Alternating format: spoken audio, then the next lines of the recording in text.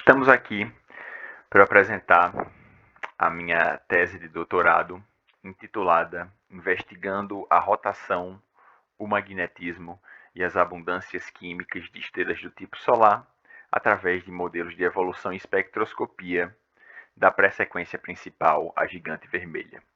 Então, eu espero que ao longo dessa apresentação fique claro cada um desses termos, né? Essa relação aqui entre rotação, magnetismo, abundâncias químicas, que a gente utilizou nos nossos estudos, modelos de evolução e espectroscopia, e que a gente fez dois trabalhos, né, onde a gente lida com a evolução desde a pré-sequência principal, passando pela sequência principal até a fase da Gigante Vermelha. Eu dividi a apresentação de maneira similar como está dividido a tese. Na parte 1 nós temos a introdução, parte 2 ferramentas numéricas, parte 3 a gente fala sobre a fundamentação teórica, parte 4 aí sim a gente começa a falar sobre o estudo das estrelas anãs, parte 5 o estudo das estrelas gigantes, e a gente termina na parte 6 falando sobre as conclusões e perspectivas. Fala da parte 1, introdução. Uma visão panorâmica. Então, nessa parte inicial, minha ideia é dar uma visão global dos problemas que a gente está lidando aqui, né?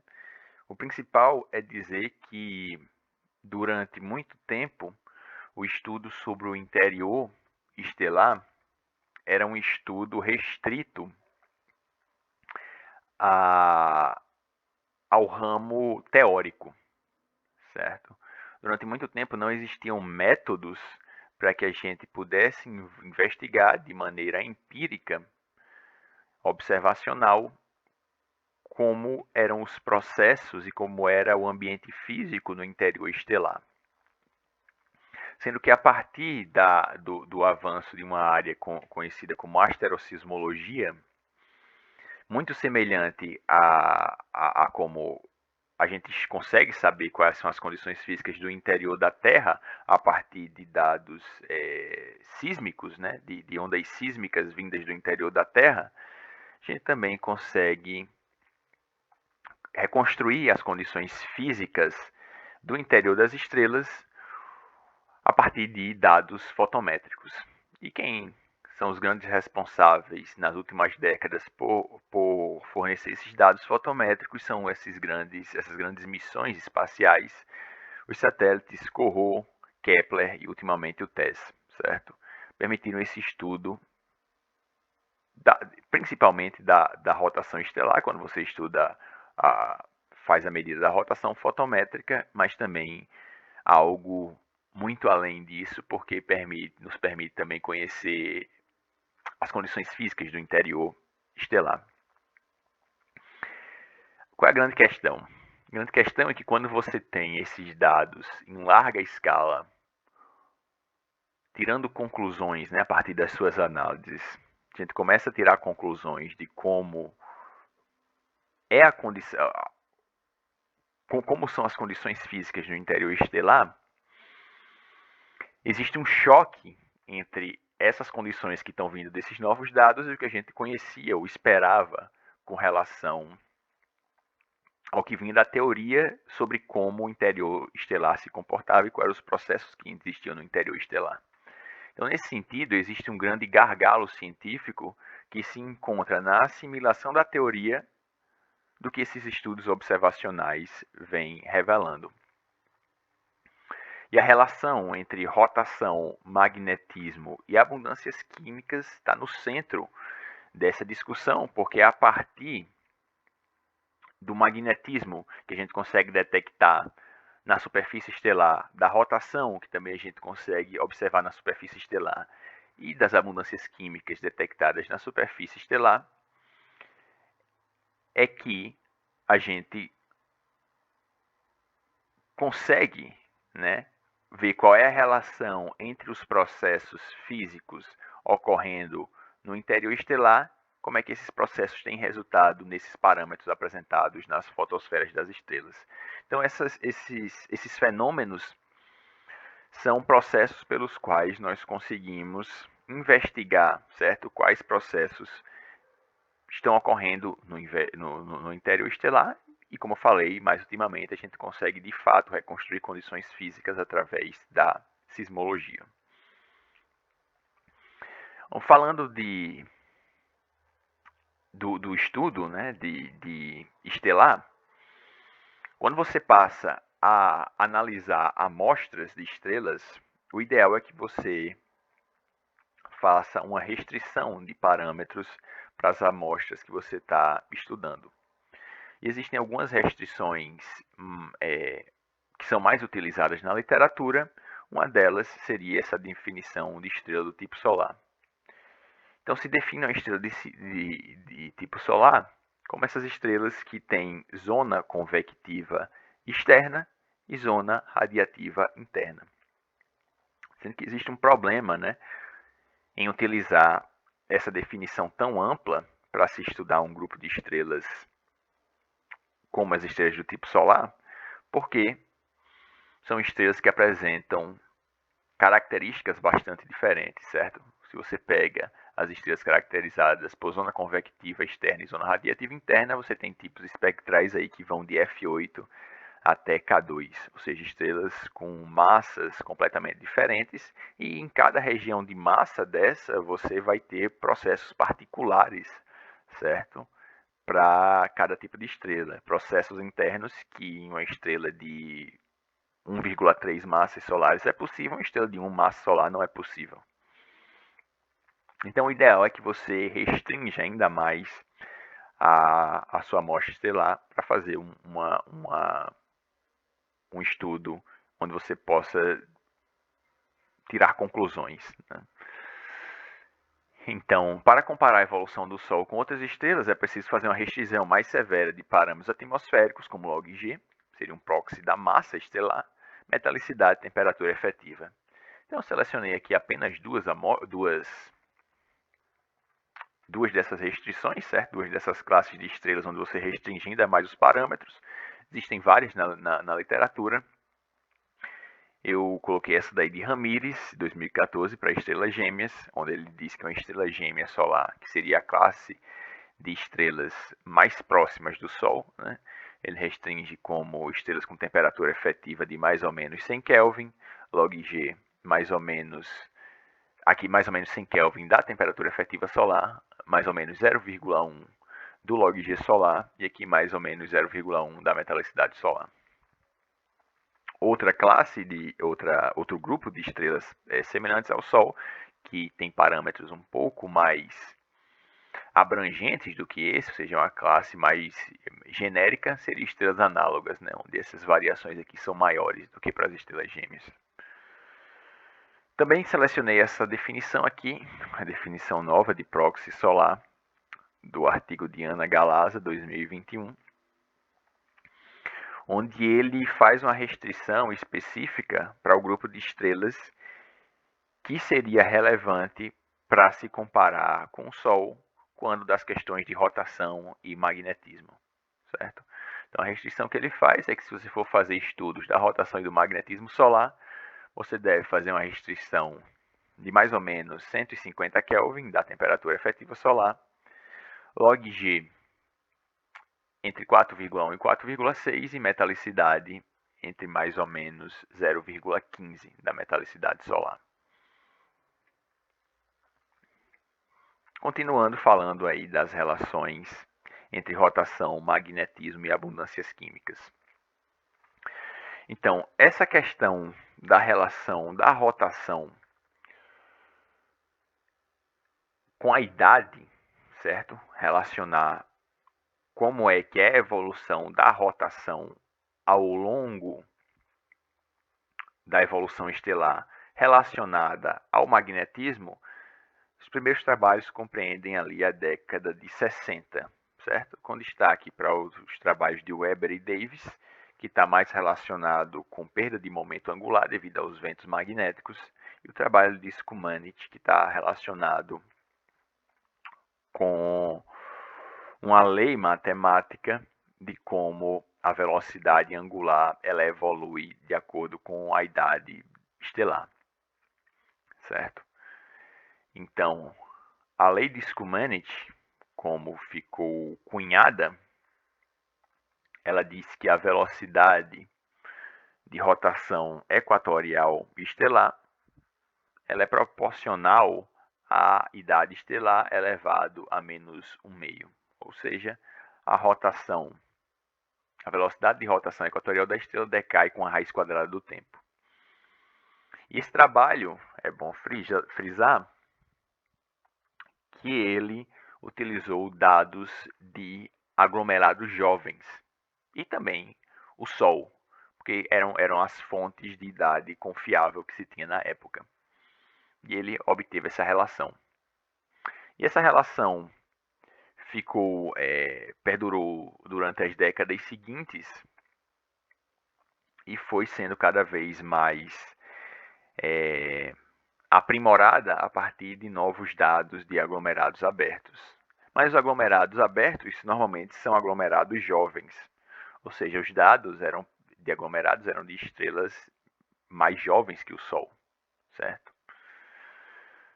Chegamos nos anos 2000 e essa lei de Szymanowski ela foi incorporada nos trabalhos de Sidney Barnes e virou uma calibração, certo, fotométrica rigorosa, em que você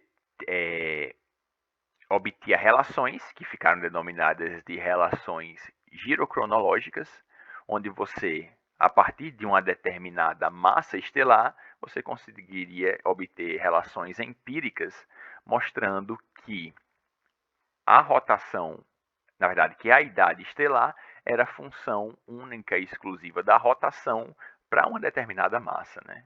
Então é uma classificação por massa. Então você teria um espaço massa, rotação, idade, e a idade seria definida de forma unívoca com relação à rotação quando você tem estabelecido a restrição de massa. E essas relações foram sendo aprimoradas ao longo aí dos anos 2000 e até meados da década de 2010, a girocronologia ela prosperava na explicação da rotação de estrelas do tipo solar. Sendo que começou a existir problemas quando os dados sismológicos, a partir da análise dos dados do Kepler, né, resultados sismológicos dos dados do Kepler, começaram a ser divulgados. Porque você tem um novo método de determinar idades, que seriam idades sismológicas, e você estava determinando idades para estrelas mais velhas que o Sol.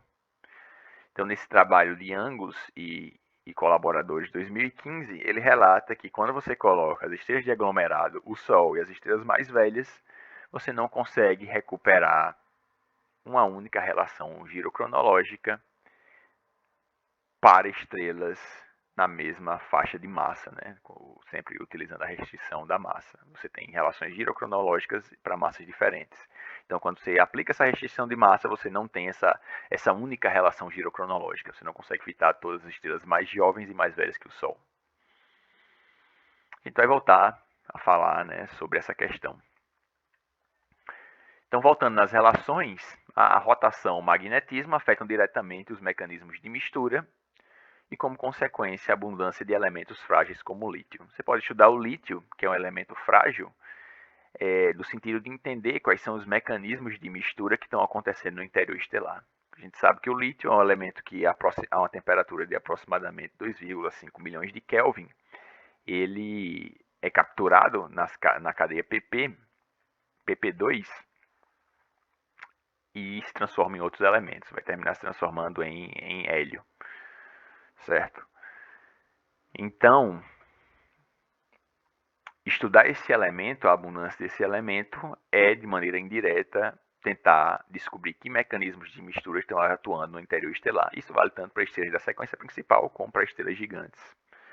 Que no caso, a gente tem um trabalho sobre estrelas gigantes, onde as mudanças na estrutura estelar que ocorrem em estrelas gigantes também afetam a abundância de lítio, né? No caso das estrelas gigantes é ainda mais complexo porque você tem mudanças drásticas de estrutura interna durante esse período da evolução da estrela.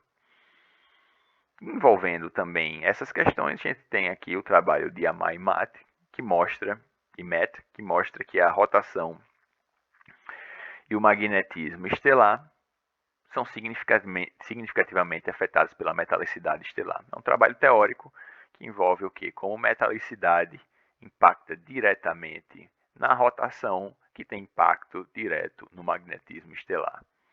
Então são essas relações aí de retroalimentação que envolvem rotação, magnetismo e abundâncias químicas. Então, falar rapidamente alguns propósitos desta tese é investigar como diferentes amostras de estrelas do tipo solar, com idades obtidas por métodos distintos, se comportam em comparação aos nossos modelos de evolução estelar, investigar uma amostra especial de estrelas de baixa atividade, a gente vai procurar evidências de mudança no dínamo estelar, enfraquecimento do freio magnético. No outro estudo, redeterminar o estado evolutivo de uma amostra de estrelas gigantes ricas em lítio com base nos dados fotométricos do Gaia. Investigar o campo magnético e binaridade nas estrelas gigantes ricas em lítio da nossa amostra. Passar para a parte de ferramentas numéricas. Então, falar rapidamente do código de evolução, o TGEC, Toulouse Geneve Evolution Code. Então, esse é um código de evolução estelar unidimensional devido à impossibilidade que ainda existe, impossibilidade computacional de ter um código de evolução que evolui a estrela do início da sua evolução da pré-sequência principal até a parte evoluída da estrela, né? Até chegar à parte da gigante vermelha. E a impossibilidade é que se você quer fazer isso, por exemplo, em um código de 3 dimensões, você tem uma gama de escalas, tanto de tempo como de comprimento, que você teria que resolver, né? Ter resolução, tanto na microescala como na macroescala, e fazendo tudo isso em 3D ao longo de bilhões de anos de evolução. Isso ainda hoje é uma impossibilidade, então a gente utiliza códigos de evolução unidimensional. Ele é capaz de calcular tanto modelos padrão, como também modelos chamados de não padrão, onde você tem uma física adicional, né? A física clássica, que é apenas a equação de estrutura e evolução e difusão. Então você inclui físicas de rotação, turbulência e ventos. Física de entrada nos nossos modelos é uma física utilizada em vários outros modelos, certo? É uma física padrão que envolve aqui rotinas de convecção, envolve as rotinas que tratam as variáveis de estado, né? Variáveis de estado termodinâmica, questão da opacidade, reações nucleares e atmosfera, onde tem um ponto importante aqui na atmosfera, que a gente fez uma modificação com relação ao que existia quando eu comecei a trabalhar com o código, que o código ele usa a atmosfera mais simples que você pode obter a partir das equações de transferência radiativa, certo? É uma equação que utiliza uma profundidade óptica fixa. Então a gente fez a adição de uma nova equação, certo? Que seria essa função de Hopf, que usa essa calibração aqui, que é um artigo de 66, calibração feita especificamente para o Sol. Então, nesse caso, quando a gente faz essa implementação, a gente tem uma evolução agora com a profundidade óptica não mais fixa, certo? Uma profundidade óptica que é feita que varia a partir de calibrações feitas no Sol. A gente também utilizou a ferramenta SPEC. A SPEC ela é um código de análise espectral. Ele dispõe de vários códigos dentro dele, certo? De transferência radiativa. Seria uma ferramenta que agrupa vários outros códigos, né, dentro dela. Então, nos trabalhos, a gente utilizou para transporte radiativo o Spectrum e o MUG. E na parte da obtenção dos parâmetros atmosféricos e abundâncias químicas, a gente utilizou a técnica do ajuste espectral sintético. Para calcular parâmetros atmosféricos, a gente fez síntese espectral nessa região aqui do óptico. Foi utilizada uma line list, né, de 279 linhas atômicas, que é uma line list nativa do iSpec. Ele tem para várias regiões, a gente usou para essa região do óptico. E o que a gente determinou, né, juntamente com os erros, foram os parâmetros atmosféricos, temperatura efetiva, gravidade superficial, metalicidade, velocidade de microturbulência. Por outro lado, para calcular as abundâncias de lítio, a gente usou uma outra região, que é uma região que compreende essa linha ressonante aqui do lítio 1, em 6.707,8 angstrom. Ok? E junto com essa linha de lítio que a gente utilizou para determinar a abundância, a gente também utilizou quatro linhas de ferro, certo? 4 ou 5 linhas de ferro nessa mesma região aqui. Fundamentação teórica.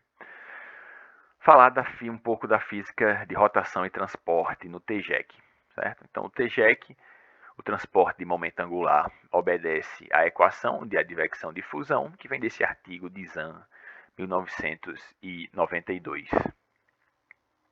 Vou mostrar em seguida. Essa equação transporta momento angular na zona radiativa estelar. Okay? Então, o que supõe nesse artigo de Zahn é que a zona radiativa ela gira em camadas, certo? Em camadas com velocidade angular constante, que é o que em inglês se chama de cellular rotation na zona radiativa, né? Uma rotação em camadas, onde cada camada seria uma superfície isobárica com velocidade angular constante. E essa configuração ela é imposta devido a essa anisotropia que existe devido à viscosidade turbulenta. A anisotropia na velocidade turbulenta, na viscosidade turbulenta horizontal e vertical, certo? A viscosidade horizontal é muito maior do que a vertical e isso é condição para a gente obter essa rotação em camadas. Enquanto isso, se assume que a zona convectiva ela rotaciona como um corpo sólido, tá certo? Se lembra que é um modelo unidimensional, então a gente analisa de fato é o equador, é uma linha no equador estelar. Então, dentro da zona convectiva, não existiriam mudanças de velocidade angular, certo? É uma rotação de corpo sólido.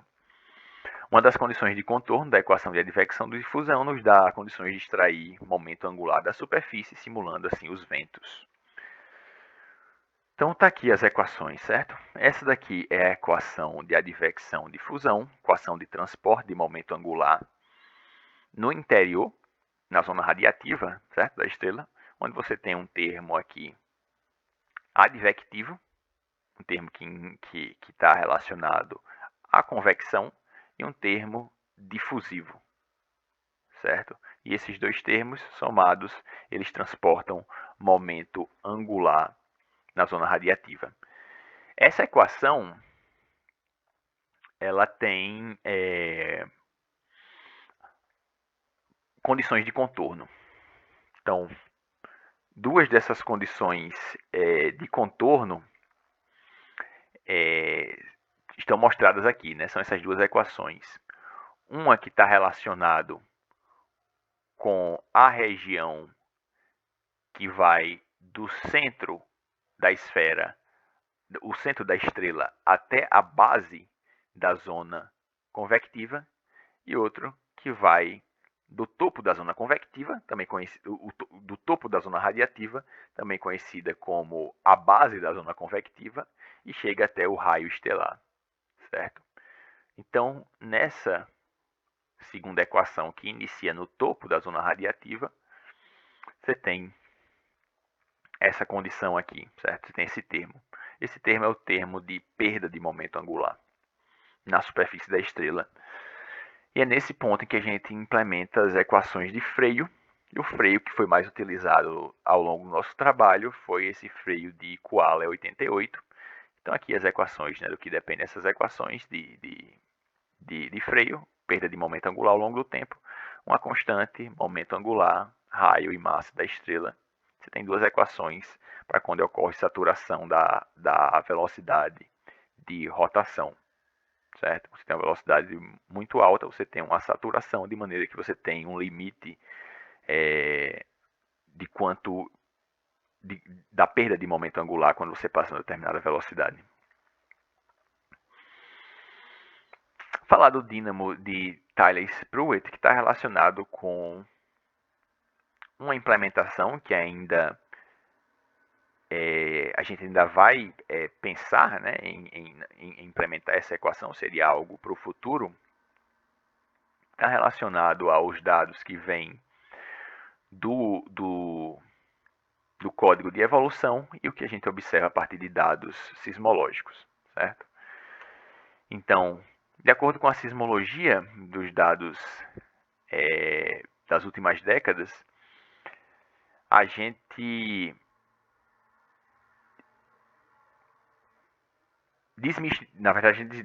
desmistificou algo que antes era uma predição teórica, certo?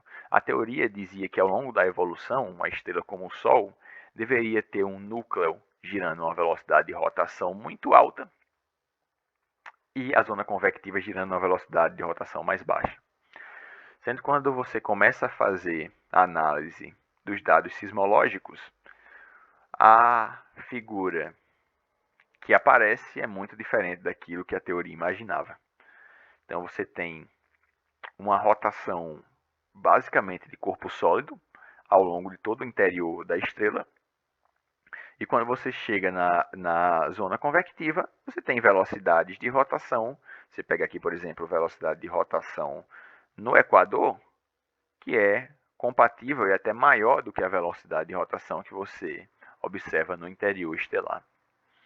Então é uma visão completamente diferente do que os modelos puramente hidrodinâmicos de evolução estelar mostram, né? Que seria uma velocidade de rotação na zona convectiva da estrela muito menor do que as velocidades observadas na zona radiativa. E esse dínamo de Tyler-Pruitt ele é proposto na literatura como um mecanismo possível de ser implementado em códigos 1D para achatar esse perfil de rotação. Então é algo que viria aí nas perspectivas, certo? Algo para se implementar. Falar de mecanismos de Cameron-Follower aí relacionado ao trabalho de estrelas gigantes, onde as explicações de como as estrelas gigantes poderiam se tornar ricas em lítio podem ser distinguidas em duas classes: contaminação externa ou produção interna, certo? A teoria de evolução ela não prevê que uma estrela gigante ela tenha uma alta abundância de lítio, prevê que a estrela ao longo de sua evolução vai perdendo lítio e no final da evolução ela teria uma abundância muito pequena, né? Quando chega na fase de gigante. Sendo que se ela tiver uma produção interna que a gente desconhece, uma contaminação externa, essa abundância poderia ser observada. Sendo que estudos na literatura mostram que essa questão do engolimento de planetas, por exemplo, engolimento de planetas mais massivos, como anãs marrons, elas justificariam abundâncias de lítio até mais ou menos a casa de 2,2 Dex, deixando sem explicação um conjunto gigantesco de estrelas que tem abundâncias de lítio maior do que essas aí, inclusive algumas com abundância de lítio maior do que a abundância meteorítica, que é a quantidade de lítio que se espera que essas estrelas iniciaram sua evolução, certo? Então, assim, essa questão da produção interna ganha grande relevância, porque a contaminação externa simplesmente não pode explicar essas estrelas de altíssima abundância de lítio. E o mecanismo aceito na literatura para justificar a produção interna é chamado de mecanismo de Cameron-Follower, que vem desse artigo aqui de 71. Então vou tentar explicar rapidamente como é que funciona esse mecanismo. Então, você tem uma região, um depósito de hélio nas regiões ao redor do núcleo estelar, certo? Esse hélio foi sendo sintetizado ao longo da evolução da estrela e você tem esses depósitos sendo formados. Nessa região próxima do núcleo estelar, é uma região de altíssima temperatura. Então, nessa região, esse hélio ele é capturado por uma partícula alfa e ele se transforma em berílio. E esse berílio, quando capturado por um elétron, sintetiza lítio-7, certo? Se transforma em lítio-7. O problema é que, se essas duas reações ocorrerem nessa região próxima do núcleo estelar, lítio-7 produzido entra nessa reação, que isso aqui na verdade é uma parte da cadeia pp2, certo? Esse lítio-7 vai entrar na cadeia pp2, vai ser capturado por um próton e vai acabar se transformando em 2 átomos de hélio. Ou seja, se esse berílio que foi sintetizado nessa região próxima do núcleo ele permanecer nessa região, a síntese de lítio que pode acontecer simplesmente não é eficaz, porque esse lítio vai rapidamente ser destruído. Então, o que esse mecanismo propõe é que esse berílio 7, que é sintetizado nessas regiões próximas do núcleo, ele seja rapidamente transportado para regiões mais frias da estrela.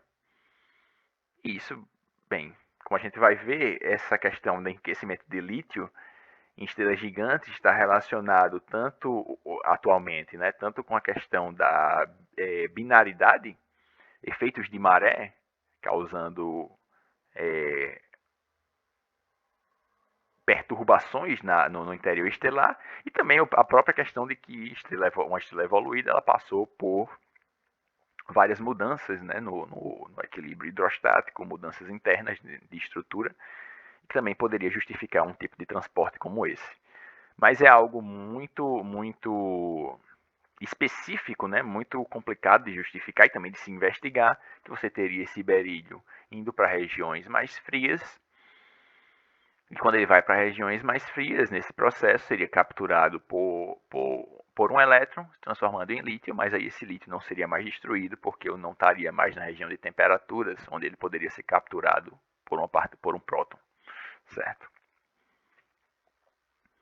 Vou falar sobre o estudo sobre as estrelas anãs.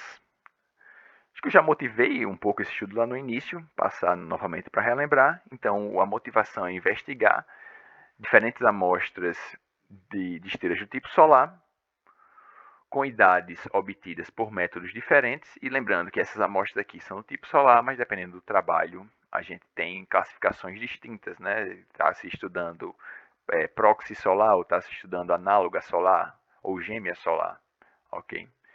Então, mas no geral, seriam estrelas do tipo solar, com idades obtidas por métodos diferentes, como elas se comportam com relação aos nossos modelos de evolução.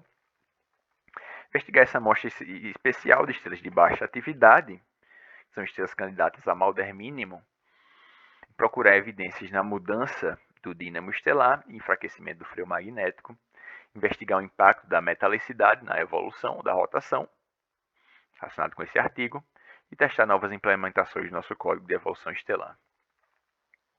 Então está aí o nosso diagrama HR com as amostras estudadas, onde você tem as estrelas em verde, seriam as estrelas de Poulbeck, as estrelas em roxo, as estrelas de Lubin, as estrelas em vermelho, as estrelas de Ana Galasa, 2021. E vocês têm 3 traçados aí, né, nesse diagrama HR, 3 traçados feitos com TGEC. Um seria o traçado solar, de uma massa solar, e 2 que seriam a variação aí de 0,05 da massa solar, né, 1,05 e 0,95. Então a gente já pode analisar, né, logo a princípio, essa questão da dispersão das estrelas da amostra de Poulbeck, quando a gente calculou a luminosidade delas, a partir das paralaxes das magnitudes Gaia DR3.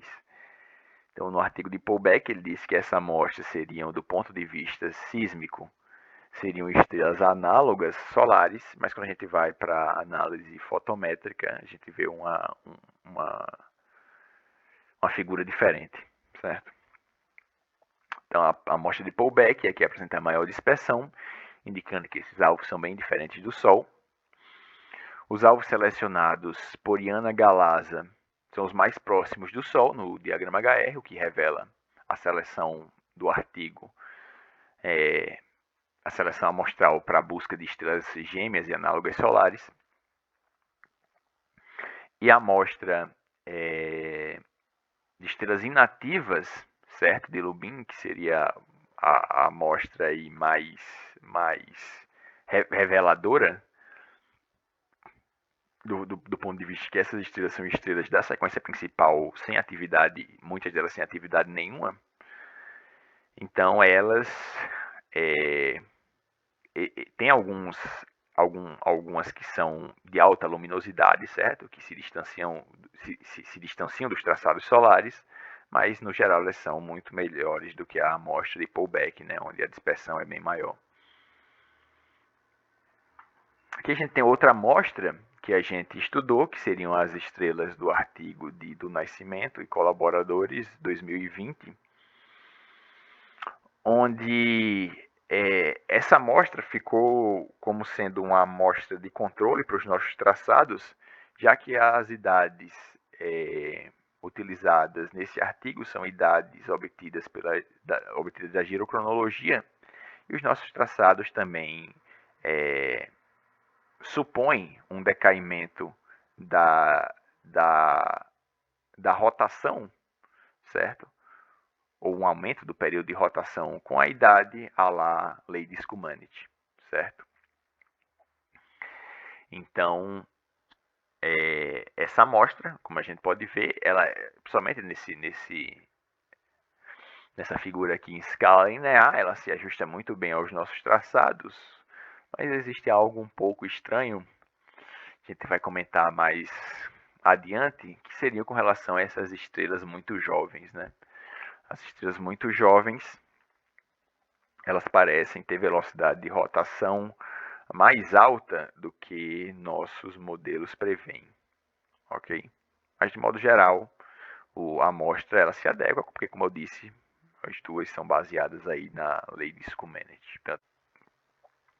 Então, essa amostra não pode ser utilizada em análises comparativas com relação aos nossos modelos, pelo que eu falei, as duas se baseiam na lei de Schumann. Como esperar, a tendência de evolução segue os nossos traçados. E é importante essa questão da discrepância, né, das estrelas jovens, que eu vou falar ainda. E aqui, outras figuras, certo, do artigo, onde agora eu queria estudar a questão da metalicidade, certo? Estudar metalicidade no diagrama período-idade. Então, fiz para as três amostras, né? A amostra de Pullback, a amostra de Iana Galasa e a amostra de Lubin. Aí você tem novamente os traçados, sendo que dessa vez para os traçados de 1,05 massas solares e 0,95 eu coloquei mais de uma metalicidade, certo? Esses traçados em tracejado são metalicidades diferentes.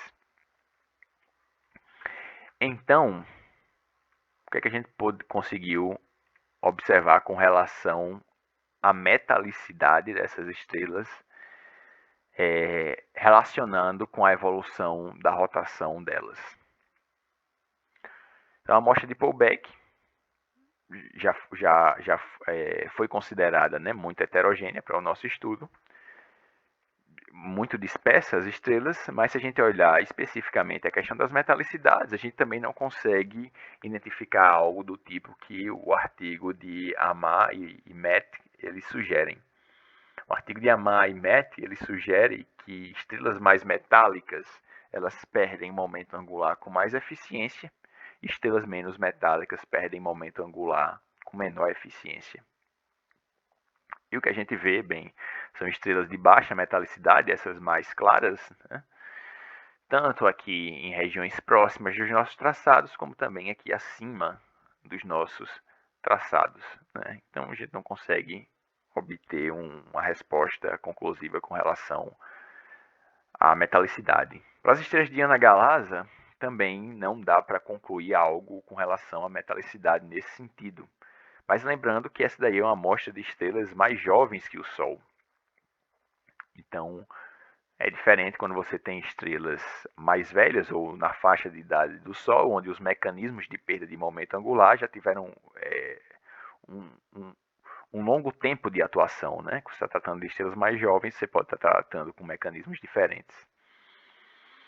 Então, para essas estrelas, você também tem estrelas, tanto estrelas menos metálicas, como estrelas bastante metálicas aqui, com o que seria uma perda eficiente de momento angular, seguindo nossos traçados, enquanto também tem estrelas com alta metalicidade mais distantes, certo? Finalmente, as estrelas de Lubin, nessa amostra, a gente não tinha. Nessa amostra, as idades são idades de. É a amostra mais interessante para se estudar, com base no que a gente estava se propondo, estudar enfraquecimento de freio magnético e mudanças no dínamo estelar. Sendo que essa amostra é uma das mais complicadas porque ela não tem período de rotação fotométrico, certo? Então, os períodos de rotação são de calibrações de atividade e a idade vem de relógios químicos que a gente encontrou na literatura. E a gente fez uma restrição com relação aos parâmetros, certo? Aqueles parâmetros lá que definem a proxy solar, com relação a log G, temperatura efetiva. Então, fazendo essa restrição, a gente eliminou algumas das estrelas que a gente tinha dados de rotação e idade, que são as que tem um xizinho, e a gente deixou só o resto para ver o que acontecia. E fica uma amostra reduzida, né, com um pouco mais, eu acho que 10 estrelas, sendo que, nesse caso, você tem sim as mais metálicas, são as que apresentam maior eficiência de perda de momento angular, enquanto as menos metálicas, essa daqui sendo a de menor metalicidade de todas,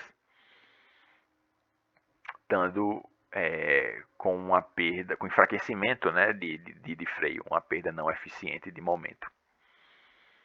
Certo? Então são essas as análises que eu faço aí. A gente também fez para as 3 amostras, a gente construiu uma grade de modelos e utilizou um código de interpolação para obter as idades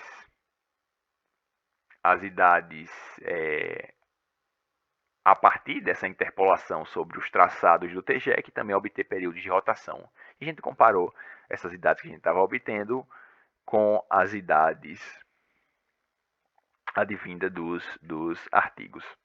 Ok? Então esse aí é o primeiro resultado para as estrelas de pullback. Barras de erro elevadas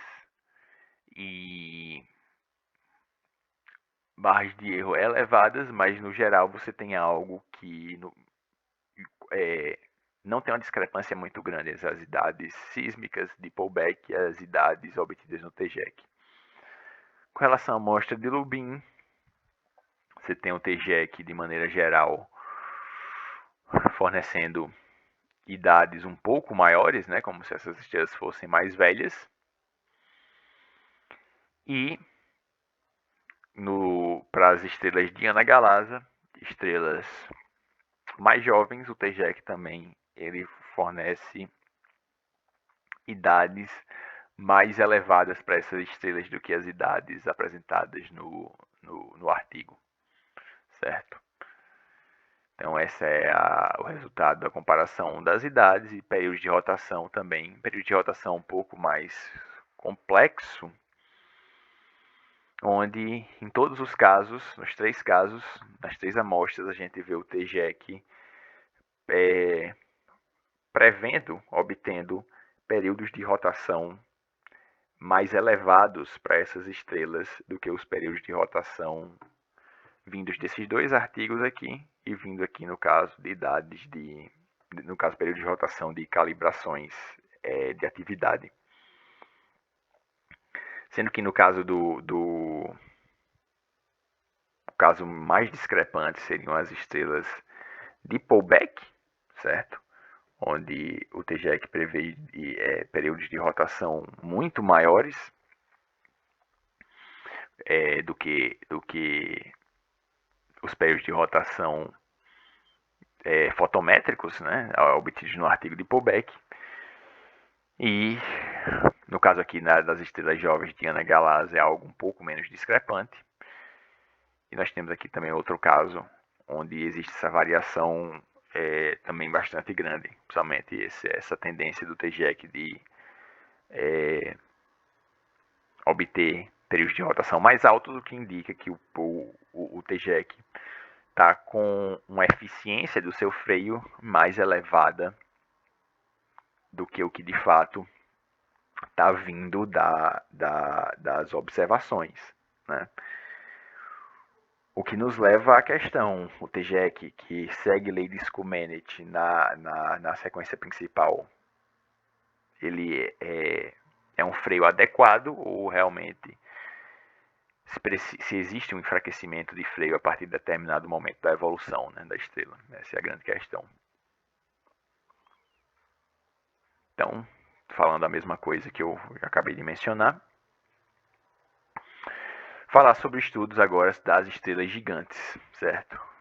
Então, o fenômeno das estrelas gigantes, ricas em lítio, é um desafio para a teoria da evolução estelar, já que a gente não prevê que estrelas evoluídas tenham abundâncias elevadas de lítio. A relação entre o fenômeno de enriquecimento de lítio em estrelas gigantes e a presença de campo magnético foi pouco explorada na literatura, o que foi um dos motivos que a gente partiu para fazer esse estudo, já que como essas relações são todas interligadas, é estranho, né, você encontrar, primeiro, uma estrela rica em lítio, que não se espera, com presença de campo magnético superficial, que não se espera, e com alta velocidade de rotação, que foi o que a gente viu normalmente nessa amostra. Então, é algo que se espera, minimamente, né, que uma coisa esteja interligada com a outra. Mas será que sempre vai acontecer isso? Né? A interligação desses três fenômenos é uma das questões a se responder. As paralaxes do Gaia DR2 nos permitiram confirmar ou redeterminar o estado evolutivo das estrelas gigantes em lítio. Permitiriam, né, no caso, novos dados de magnitude e paralaxe para que a gente pudesse determinar novamente com novos dados esses estados evolutivos, e a questão da binaridade, certo? Está aparecendo na literatura como um dos fenômenos responsáveis por explicar o fato das estrelas elas se tornarem ricas em lítio. Somente nesse trabalho aqui, onde ele faz um estudo com uma amostra muito grande de estrelas, mais de 2.000, e diz que 80% delas ele atribui à binaridade o fato de elas serem ricas em lítio. O nosso trabalho, a gente tem um total de 18 estrelas, certo? Do tipo espectral GK, que vem desses trabalhos, que são trabalhos famosos na literatura aí, com relação são trabalhos famosos na literatura com relação ao estudo de estrelas gigantes, e principalmente esse aqui, estrelas gigantes ricas em lítio, esses dois ricas em lítio, esse aqui ricas em lítio também envolvendo a questão do magnetismo, certo? Então determinamos os parâmetros atmosféricos dessa amostra, utilizando o ISPEC, e determinamos os estados evolutivos, utilizando os novos dados, né, de paralaxe e magnitudes do Gaia DR2 e os traçados evolutivos dessa base aqui de traçados obtidos do código MESA. E também estudamos campo magnético de algumas dessas estrelas e a velocidade radial. Okay? Aqui está uma tabela dos parâmetros que foram obtidos, os parâmetros atmosféricos que a gente determinou com a SPEC, e também a gente determinou a abundância de lítio. os instrumentos, a gente utilizou espectros de arquivo, dos arquivos do Narval, do Spadon e do Elodie, e também a gente fez observações aqui para essas 3 estrelas com o espectróscopo, com o espectrógrafo Musicus, certo? Também determinou os parâmetros atmosféricos e a abundância de lítio com base nessas observações. Aqui mais duas figuras, onde a gente tem a linha de lítio, né, incluindo 2 linhas de ferro, ok, que a gente utilizou para fazer a síntese espectral para cálculo de abundância, que é o que a gente está mostrando aqui, né? Essa linha em vermelho seria a síntese espectral. E esse diagrama é o que a gente utilizou para redeterminar, certo? Junto com os traçados aí do MESA, para fazer a determinação dos estados evolutivos das estrelas da nossa amostra.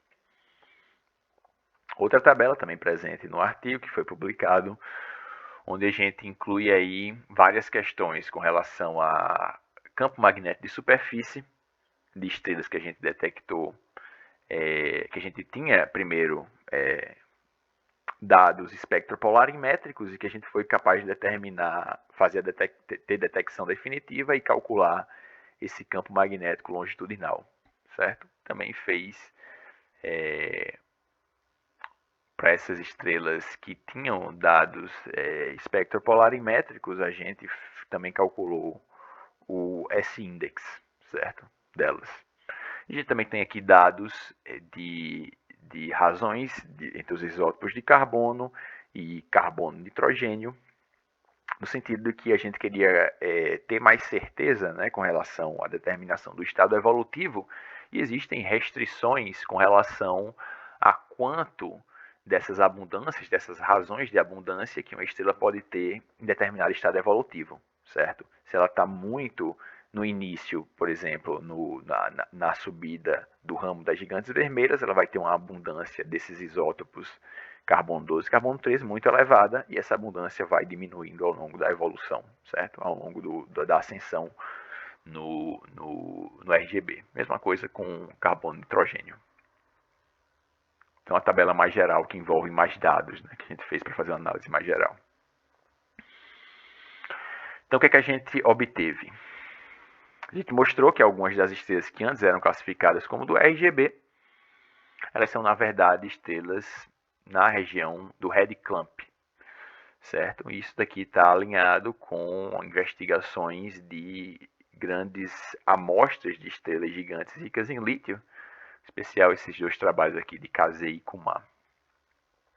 A gente detectou variação significativa da velocidade radial de algumas estrelas da nossa amostra, algumas mostrando flag de binária espectroscópica, certo? Então, a SPEC, ele tem essa flag, esse alarme, quando ele, no perfil de velocidade, ele encontra 2 picos, certo? Ou mais de um pico na velocidade radial. E aí ele mostra essa flag de binária espectroscópica, indicando que você tem mais de um espectro ali sendo analisado, né? Algo que ainda mais leva a crer que esses sistemas são binários, certo? Ou múltiplos. Não foi possível chegar a uma conclusão clara entre magnetismo e o fenômeno do enriquecimento de lítio, porque a amostra que nós tínhamos era uma amostra muito pequena de estrelas com detecção definitiva, então não dá para chegar a uma conclusão clara, né, do que levou essas estrelas serem ricas em lítio e ao mesmo tempo apresentarem fenômeno magnético. Tem essa questão, né, de analisar. A gente analisou e continua se aprofundando nisso, questão da binaridade, que envolve efeitos de maré e mudanças nos processos de mistura interno, o magnetismo e o fato dessas estrelas elas terem alta abundância de lítio, e eu também incluiria o fato de a maioria delas terem alta velocidade de rotação. Ok. Conclusões e perspectivas. Conclusão. Primeiro com relação ao primeiro trabalho, né? Embora a amostra de Pullback pareça muito heterogênea e composta por algumas estrelas de luminosidade muito alta, o que dificulta, né, uma conclusão com relação a essa amostra de pullback por esses motivos. A gente verificou que para as estrelas de baixa atividade de Lubin, elas apresentam uma rotação ligeiramente, certo, mais baixa do que o previsto pelos nossos modelos. E eu acho que o principal desse trabalho seria se especializar mais nessa amostra para ver se essa mudança, certo, com relação, esse desvio com relação aos nossos traçados, se ele seria indicação de enfraquecimento do freio magnético. Encontramos um ponto de discordância entre nossos modelos de evolução e estrelas jovens, isso tanto na amostra de Ana Galasa como na amostra de nascimento, né, que são idades de girocronologia. E você teria que se investigar mais essa questão, e eu aponto no caso de trabalhos que mostram questões de mudança de morfologia no campo magnético, não só nessa região que se discute atualmente, certo? Próximo da idade do Sol, mas também lá para as estrelas mais jovens. Somente esse artigo aqui de 2018 é um artigo interessante que eu já tenho dado uma olhada nele, né, para ver o que se pode concluir a partir dessas mudanças de morfologia do campo. Fizemos testes com as prescrições do freio de MAT. São freios mais modernos, certo? Que incluem variações na própria prescrição do freio, inclui variação no número de Rossby, coisa que os freios clássicos não incluem. Mas a gente não obteve ainda nenhuma mudança significativa quando da implementação dessas prescrições mais recentes. Fizemos um teste de diminuição arbitrária, um fator de 10% do parâmetro de freio, para ver se um traçado evolutivo com freio 10 vezes menos eficiente ao longo da evolução, se ele chegaria a ajustar essas estrelas que estão acima dos nossos traçados, né? E nós conseguimos, parece óbvio, né? Se você diminui a eficiência do freio, você obtém traçados que ajustam esses dados, contudo, tem que ver qual é a validade de um teste desse tipo. Com relação às estrelas gigantes, a gente apresentou um novo estudo com 18 estrelas gigantes ricas em lítio, na perspectiva dos dados do Gaia DR2. A gente reclassificou algumas estrelas do RGB para o Red Clamp, estando de acordo com o que se acredita que a maior parte dessas estrelas estão de fato no Red Clamp. A investigação sobre a relação entre campo magnético e superfície e enriquecimento de lítio não foi conclusiva, e devido a uma variação de velocidade radial de vários quilômetros por segundo, nós concluímos que parcela significativa de nossos alvos, pelo menos os que tinham dados de velocidade radial, né, suficiente para serem analisados, esses alvos podem ser compostos por sistemas binários múltiplos, questão que está em evidência atualmente na literatura. Perspectivas: continuar trabalhando do ponto de vista teórico nas relações que envolvem magnetismo, rotação e evolução estelar, no sentido de melhor compreender os fenômenos de enfraquecimento de freio magnético e mudanças de morfologia do campo. Trabalhar no problema relacionado à transferência de momento angular do núcleo para as camadas mais externas da estrela, algo que envolve a implementação do dínamo de Tyler Pruitt, que eu mencionei, modernização do TGEC e utilização de códigos open source, como o MESA seriam indicados, né, onde a gente tem um código onde você tem contribuições aparecendo a todo momento, certo? E sempre muito dinâmico, sempre se adequando aos novos as novas publicações, né, as novas descobertas. Então seria interessante também trabalhar com código desse tipo. Perspectivas com relação ao estudo de estrelas gigantes ricas em lítio seria expandir a nossa amostra de estrelas com o campo magnético detectado, no sentido de entender melhor se o magnetismo e o enriquecimento de lítio teriam sua origem em forças de maré, certo? De uma companheira binária, ou também se teria sua origem, os dois, nas mudanças que ocorrem ao longo da ascensão da estrela no RGB.